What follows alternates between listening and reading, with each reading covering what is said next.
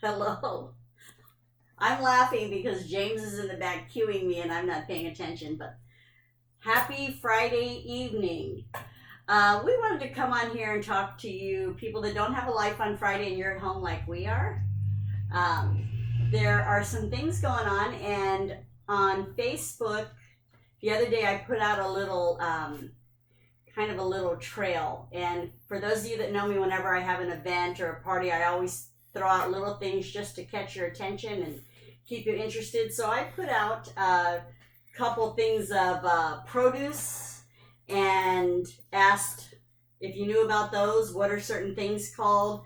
I asked you about a little group of things, asking you what they had in common. So I'm going to go over that stuff tonight. And I want to talk a little bit about Magnolia and what's going on with that. We're so excited and we want to include all of you into it. And first I'm going to tell you, a lot of people have said, so you're doing Magnolia Project, are you not doing Project 11 anymore? So the best way I can explain it is that Project 11 is this big umbrella, right? And under this umbrella are little clouds of things that we do. We do diapers, we do food distribution, we do the homeless, we do Project Save, which helps homeless seniors in their cars. We do a pet project where we help homeless pets. And we love all of that. But what we've done since the pandemic is we've just pivoted a little with some newer interests that we've had. Not that that season is over with the homelessness, but this is just an addition to, because we have a lot of families that are also suffering from food insecurities. And once the pandemic came, we realized that there was a nutritional aspect and a individual plan kind of missing from all the food distributions that are around town, and just not something that we like. So James actually had the brainstorm idea to come up with a pantry that would cater to the needs of people and their wants. So the biggest thing that we've done so far lately is we got a brick and mortar in Imperial Beach at 6339 9th Street, Imperial Beach. We named it the Magnolia Project. Everything we do has the word project in it, obviously, because we're Project 11. But there's two reasons I picked the word Magnolia. One is because my nephew showed me a picture, and it was in honor of him, Aki Hamby, who passed away, and also because the magnolia flower represents dignity. And we want everybody that comes into the Magnolia Project to be treated with dignity and respect. And what Magnolia Project is what we did is we went into an Italian restaurant that went out of business. We completely gutted it from floor up down to the glue and the junk that held tile and the rugs. We got rid of everything. We had neighbors come in, right, Michelle, Karina, knock down walls with me, pull out a million and one nails, did all that, and then James and a lot of people start building it up from the ground. So the front part of our building is a food pantry, commercial food pantry that people can come in by appointment only.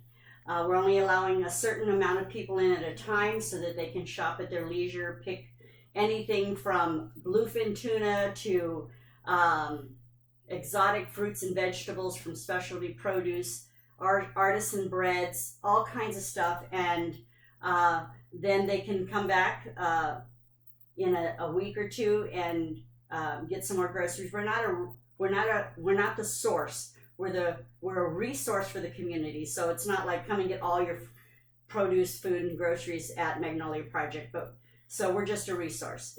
The second part of Magnolia Project is on site. We have a commercial cooking kitchen where we will be bringing in some amazing chefs and food experts, which I'm absolutely excited about. During the time of hiring everybody, I've got to meet some amazing chefs. And I've got little cheat sheets here because I can't remember all the time everything that's going on. But I just kind of want to throw some names out to you so you can go on their websites, look them up, and see if you're interested in any of our classes. The classes are 8 weeks at a time. And then we'll introduce another 8-week course of something. But one of the chefs we have is Nicole Estrada, owner of Fresh Creations out of North County. She's vegan, gluten-free. She does healthy, delicious, plant-based foods. And she's going to be teaching on things that I'm excited about. Fall is probably one of my favorite seasons because I love pumpkins. She's going to be doing cozy fall foods, and then she's going to also be teaching a class on brain boosting foods, things that help your memory and energy and all that stuff. She also, like all of our chefs, are firm believers in sustainability and supporting local farms, which we have the opportunity to support local farms actually within our area down here in the Tijuana River Valley. We're going to be pairing up with Pishka Farms and hopefully Willow Farms pretty quickly here, and some beekeepers in the area. One of our chefs, another chef out of North County, is Chef Judy Alder. Private chef, owns her own business as well, does private catering, cooking classes. Actually was a private cook for some of the Boston Celtics when she was on the East Coast.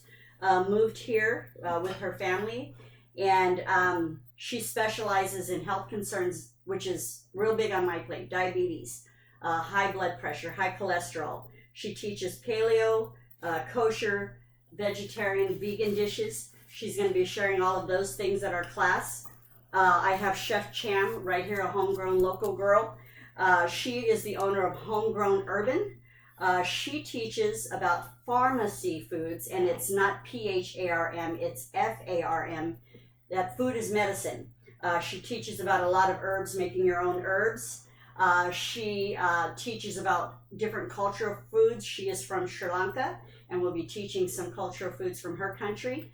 And one of the things I'm excited about, this is, as far as we know, this is kind of new to the community because we do a diaper distribution. We're concerned about moms and children.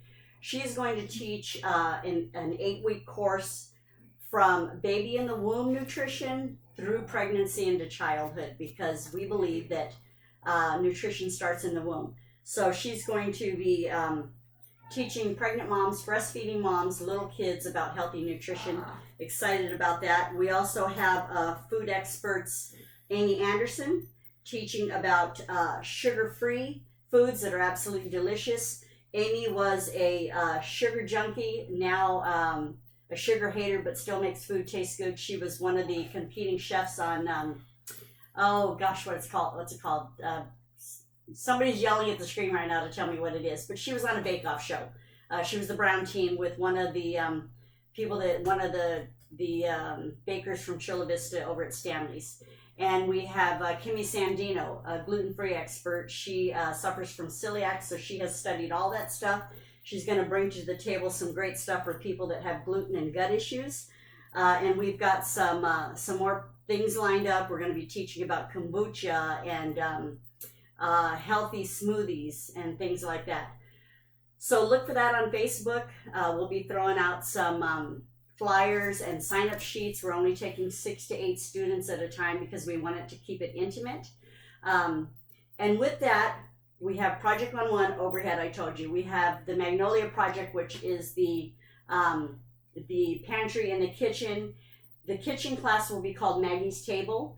And the reason is because as a kid, my mother always cooked dinner, and we gathered around the kitchen table every night. And when her friends came into our house, they gathered around the kitchen table, whether they were sharing recipes or smoking cigarettes and drinking beer. Everybody was around the kitchen table, and that's kind of where the relationships all got built. So we're going to call it Maggie's Table for that reason. We want to introduce the community to us, to meet the community, and to just build relationships around healthy eating. So that's all of that house business. Tonight, I wanted to talk to you about the things I shared on Facebook the other day, and I find nutrition and food fascinating. I'm a foodie. I love to cook. I love to eat. 20 pounds after COVID, that's a little obvious, but James and I are back on a nutritious eating, so we're both doing well with that and feeling better already. But I wanted to ask you guys some questions. I have a little bit of trivia stuff. And where's my little cheat sheets here? Do you know that worldwide 1.4 billion tons of food is wasted in the world? And who do you think is the biggest waster of food in the entire world? I said China, but it's actually not China, it's the United States. The United States wastes 8 billion pounds of food a year. 1/3 of all the world's food is wasted. There should be no reason that anybody in the world is hungry, and yet we suffer from food insecurities all over the world, right? It's a shame that America does, honestly.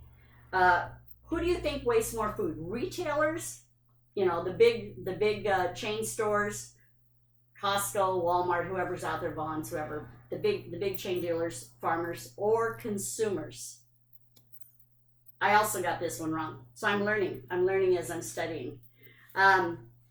Consumers, you and I, who buy food at the grocery store and bring it home, we waste 43% of the store-bought food that we spend our hard-earned money on. We waste it. We bring it home with good intention to eat healthy. It looks a little funky, and then we throw it in the trash. Half of that ends up in our landfills, which, you know, climate change and all that is because of all the gases that are coming out of all the wasted produce. And pretty soon there's going to be a law that we're going to start getting in trouble for throwing food away. Some of your cities may have, what do you call it, rubbish containers and stuff for compost now. But I want to show you some things. I went to my favorite vegetable store, who, by the way, is partnering with us, Specialty Produce. They're going to be giving Magnolia Project great vegetables and produce to share with the community. And I went down there to look for some kind of exotic things like this that we'll go over in a little bit. And while I was there, I thought, you know, I'm going to ask them. We're food partners with them, and we shop there and stuff on Fridays. But I said, do you have any waste food? Their program is called Waste Not. And Jeff, the guy, says, yeah, I've got some things. Come on back here. So he gave me some of these things. So one of the questions I asked you on Facebook was, what do these things have in common?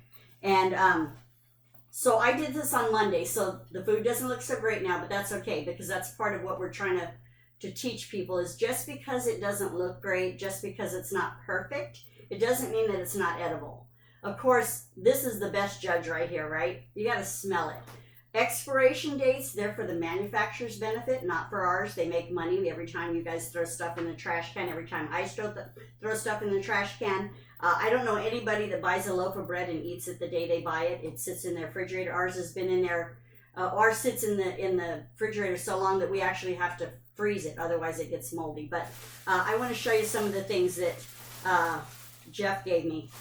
Here is a tomato. You can see it's funky right there. It's not moldy. It has a nasty little belly button on that one. This one, same thing, not moldy. It's a little soft. This one, it's got a blemish here. Again, it's a little soft. And what I do with these tomatoes, let me move this out of the way. I cut the blemish off, right? This goes into compost. And then I take any tomatoes that I have that are funky, like this one. I want to show you this one. I would not use this because it's moldy. And some people do use things that are moldy. That's totally up to you. But we have a house with compromised people. So I would encourage you, if there is mold, to throw it away. I'm from the healthcare profession, and I learned that when there is mold on the top, the spores have already went through the food. So because of James's compromised immune system, we throw this away. I guess you could put it in compost, but mold is kind of a sensitive subject for us. So, but if you're composting, by all means compost it. But what I do is I save tomatoes that are good, cut the bad parts off. A lot of times we don't use all of our cherry or grape tomatoes, so I'll keep them in a bag. Then I take all these tomatoes, I put them in a pot, and I make spaghetti sauce out of them. A lot of people blanch them to get the skin off of them. I don't. I think that sometimes they float to the top and you can get them. It makes a nice, rich spaghetti sauce or a marinara that you can freeze so that you're not wasting these. And one of the things that, before I tell you that, I'll tell you about these heirlooms in a minute. But couple of the things that Jeff gave me was a huge bag of goat cheese. If you eat goat cheese or you buy it, it's very expensive. He gave me a couple of things of mozzarella. By the way, none of this is expired. It has some moisture water in it, which fresh mozzarella sits in water anyways. But I guess the packaging looks kind of funny now. It's not so tight. He also gave me sliced mozzarella. This mozzarella, you can see, has mold in it. I would not use it. I know you could probably cut this side off. I would throw this in the trash. And I'm not real familiar with how to compost everything, but I don't know if this goes into compost, to be honest. I don't think it does. So that would go in the trash for me. But all this stuff right here that I have more, this was going to a pig farm that is absolutely perfectly okay to consume by humans. So it was going to a pig farm. It would be wasted, and there's people, I know people that can't afford mozzarella. I know people that can't afford goat cheese, and it would just be wasted. I'm not sure why it was going in the pig farm and not a rescue box, but very interesting, right? That these are things that we waste. Heirloom tomatoes. I always thought heirloom tomatoes look like this because they come from way back in the Victorian era, but actually they don't. Introduced into to the United States around the late 40s, early 50s. They're non-GMO, and they're, I believe, free-seeded. And, you know, probably, I don't know how long ago, but people look at these in the grocery store without knowing what they were, and they wouldn't buy them because they're not perfectly round. They're kind of funky, and I'll tell you personally, these are the best tasting sweet tomatoes. This tomato may not look right, but it is ripe. It's ready for a nice salad or some mozzarella and make a caprese salad with that. These are all perfectly good tomatoes going to waste. So one of the things that I'm trying to promote at Magnolia is to not waste. Keep it out of our landfills if we can't give it away or it can't be used. Compost it so that we can get some good soil out of it. One of the stores that we rescue food from is Vaughn's, and a lot of times you'll get eggs like this one. One's missing, probably fell out. One's cracked. One's got parsley on it. These eggs are perfectly good. There's nothing wrong with them. What's the expiration date on here? October 13th. They're not expired, but we're not going to buy that many eggs, right? 16 of them with actually 2 of them cracked. I would encourage you not to use the cracked one because you don't know what's already gotten in the membrane, and salmonella is no joke. But these eggs are perfectly fine. They were going into the trash. Most stores are getting really good at rescuing food and giving it to people that distribute food to the community. And let's go to strawberries. So strawberries, you guys probably know, have a shelf life of about 3 days before they start getting moldy. These strawberries are perfectly good. They're just funky looking. The green topper on them looks funky, and we don't eat that anyway. So what I would do is cut the topper off. This is perfectly good. I would put these for compost. And back here, I wanted to show you, I made a strawberry smoothie out of this. You can freeze your strawberries, either blend them and put them in the ready-to-go cups. And one of my friends takes her smoothies frozen at 11 o'clock when it's lunchtime at work. It's thawed out and she's ready to drink it. And now if you, like I said, your nose knows, your eyes know also. This was also in Rescue Foods. It was not in the pig pile. And as you can see, these strawberries have had it. Don't save these. Throw them in the compost. They're bad. They're funky. So yeah, get rid of those. But by all means, save the ones that are good. Not in this container, obviously. That's well beyond its reach. So that's the strawberries. I had some pre-cut watermelon that was, I like my watermelon a little bit firm, and it was soft but delicious. Still smelled good. It was very, very sweet. And I made, what do you call this? Agua fresca. Is that right? I think, yeah. Out of this. And I'll tell you what else you can do out of this. You blend it up, and I have these popsicle trays that you can actually put your watermelon in.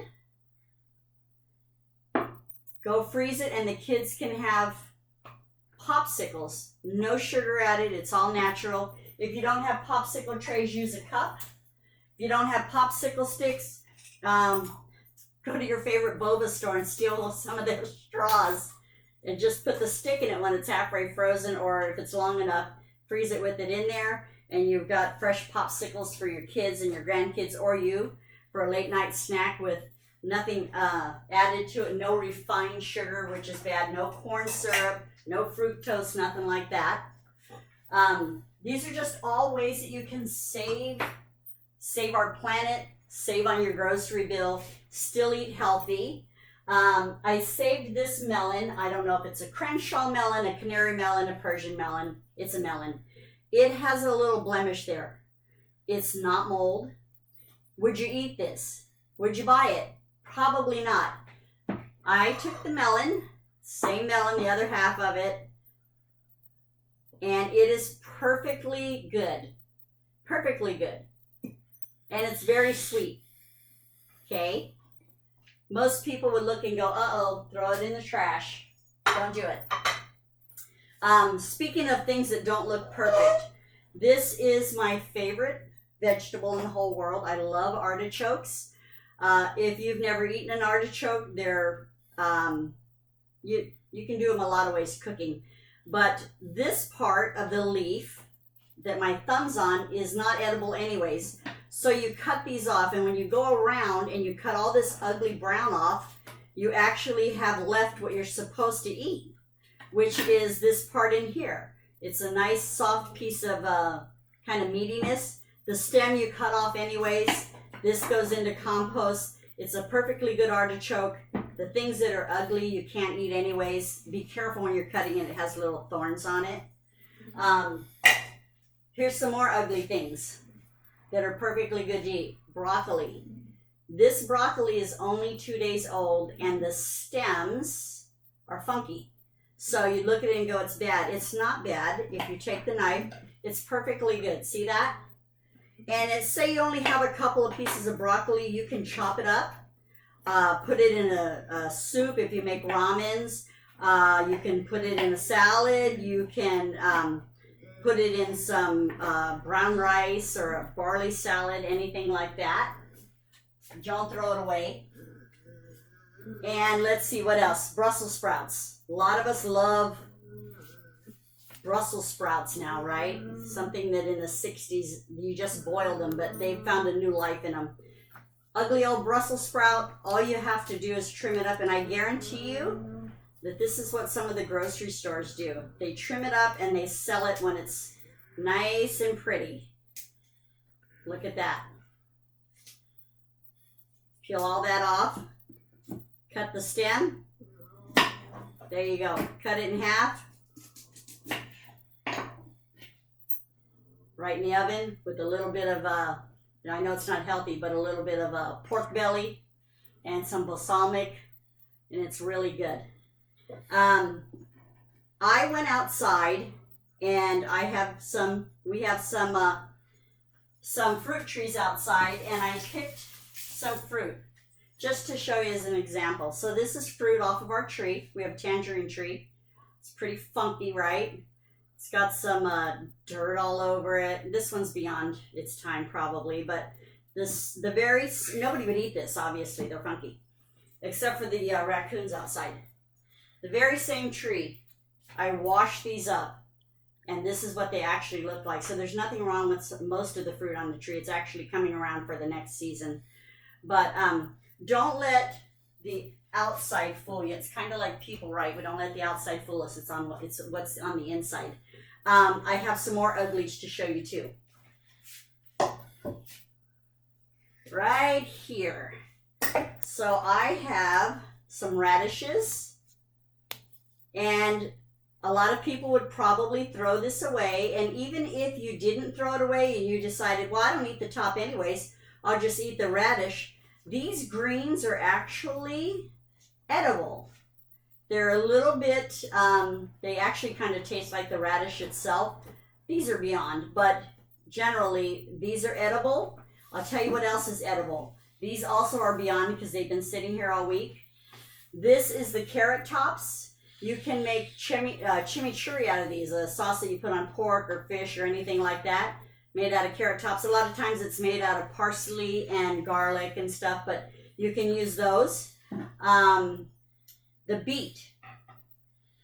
I, for years, have thrown the greens away on a beet, but they're actually very good. They taste just like spinach. So we roast them now and put some garlic cloves on them, a little bit of olive oil, and they're delicious. And so I wanted to also show you this. So this is a carrot, right? Obviously, it looks like it's probably not grown or something. This is one of those foods that you have to try. This is actually grown this way. It's called a Thumbelina carrot. They're funky.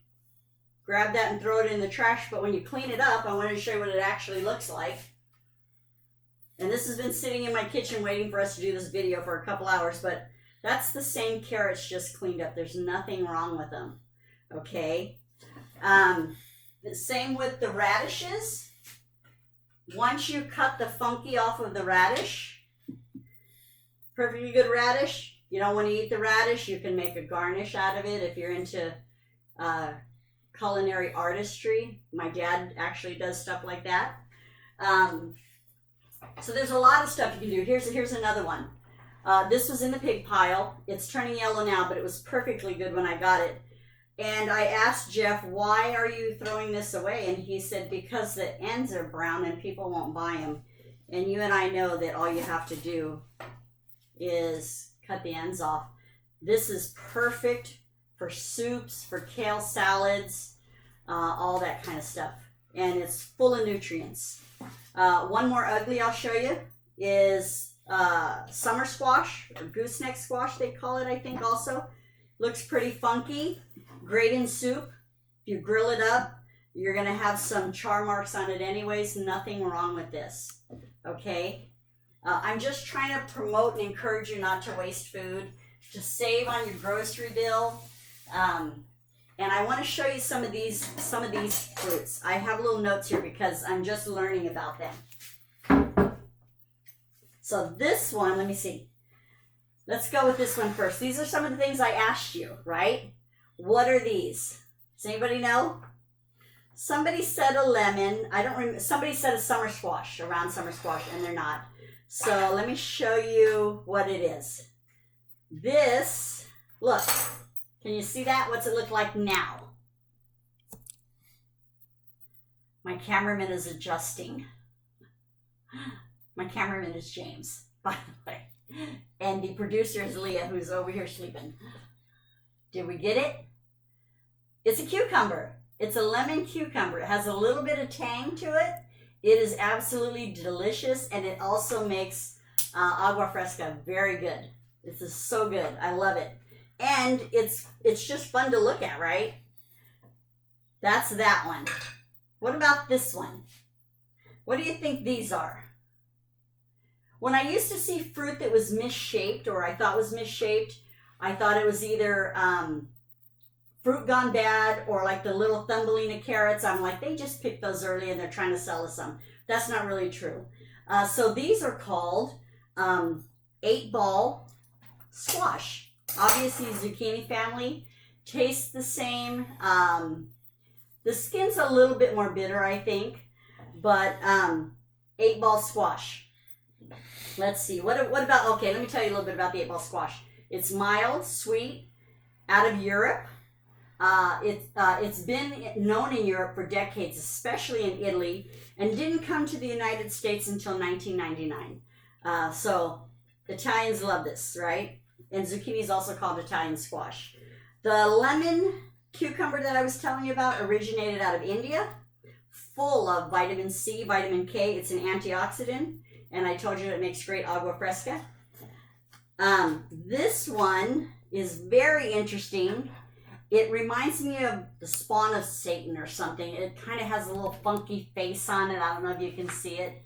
And I don't think anybody in a million years, except for some great chefs and foodies, know what this is. This is called a water caltrop. It is a water chestnut. I cooked one, and here's one of them. It's very nutty inside. Doesn't taste anything like the canned water chestnuts you get at Seafood City or anything. But here's an interesting fact about this. Out of Asia, obviously, full of iodine and manganese, great for thyroids. The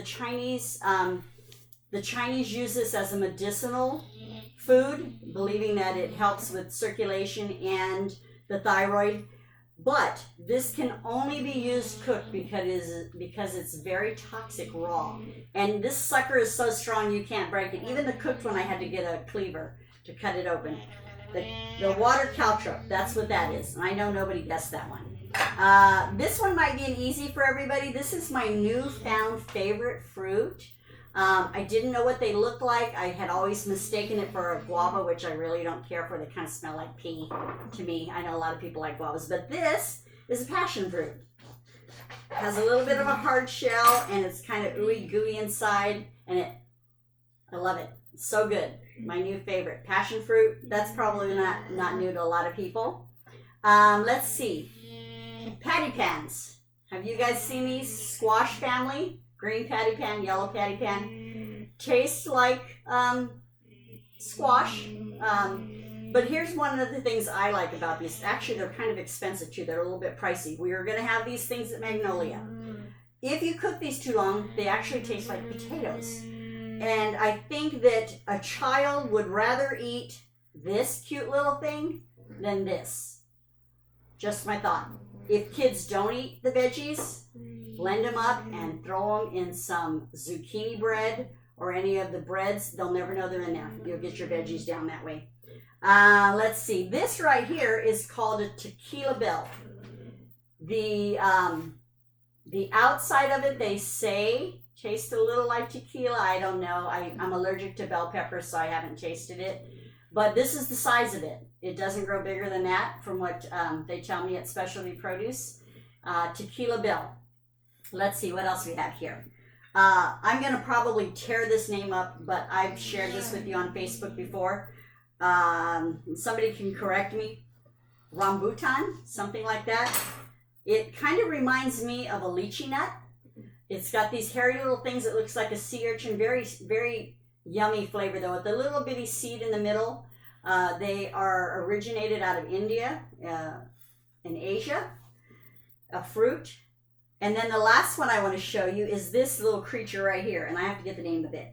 This one is called the muscadine grape. Did anybody guess that was a grape when I put it on Facebook? It looks like a little plum that I get off of my my fruit-bearing Japanese maple tree outside. And so this one, interesting enough, either has 1 to 5 seeds in it. This one has a couple. The skin is really kind of tough, and to me it tastes like a Concord grape. So when James and I tried this the other night, it turns out that I'm allergic to these. My mouth swelled up, so I can't eat them. But this is out of actually it's out of nowhere. This is a United States grape. It's an American grape. A lot of times it's known as the swamp grape. Grows in from New York to Louisiana, it said. So that is a muscadine grape. And I think that's all the good stuff I have to share with you guys. But I wanted to just give you an idea of what some of the classes will be like at Magnolia. We'll have 30 minutes of lecture, which is what I just did right now. And then we'll move into the kitchen. And we'll have hands-on cooking classes with some great chefs. I know you're going to love it. Everything at Magnolia, the pantry, the cooking classes, and everything we do at Project 101 is all free to the community. We don't charge anything. And I hope that you find this interesting. I hope you're as excited as we are. We are actually going to get our final walkthrough with the health department to get that little A in the window, even though we're not a restaurant, on November 1st. So I'd appreciate if you pray for us. We've got a lot of work to do getting everything back into Magnolia and getting it all set up for that. So until then, if you guys have any questions, if you want to learn about something I haven't mentioned, give us a buzz. Reach out on Facebook. You have our phone number. And until then, God bless you guys and take care. Bye-bye.